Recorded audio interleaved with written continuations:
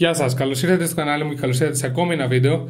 Σε αυτό το βίντεο θα έχουμε την πολυαναμενόμενη ανάδειξη του τυχερού νικητή της 15ευρης Google Play δωροκάρτας, η οποία άρχισε ιδιαίτερα να γίνει διότι προσπάθησα μετά την κλήρωση να επικοινωνήσω και με τον νικητή, έτσι ώστε να έχουμε ένα πιο επιβεβαιωμένο αποτέλεσμα και από τον ίδιο. Λοιπόν, όπως βλέπετε εδώ πέρα, είναι η κλήρωση που έκανα την Δευτέρα το βράδυ και έχω βάλει σε μια ιστοσελίδα το βίντεο με όλα τα comments.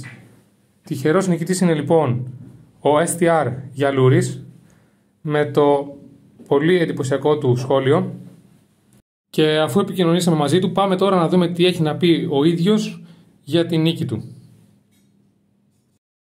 Θα ήθελα να ευχαριστήσω το Billy Pro YouTube για την ευγενική του προσφορά. Θα αξιοποιήσω πάρα πολύ την YouTube gift card της κατά είναι αυτή. Είμαι πάρα πολύ χαρούμενος. Δεν το πιστεύω πραγματικά. Και ναι ρε Billy, ευχαριστώ. Υγεία, ευτυχία και σπέρμα. Αυτά είχε να πει λοιπόν ο τυχερός μας νικητής. Κάντε όλοι subscribe, πατήστε το καμπανάκι για να σας έρχονται όλες τις ειδοποιήσεις όταν αναβάζω καινούριο βίντεο. Κάντε like στο βίντεο, comment, και μπορεί την επόμενη φορά να είστε εσείς ο τυχερός νικητής. Τα λέμε στο επόμενο βίντεο. Γεια σας.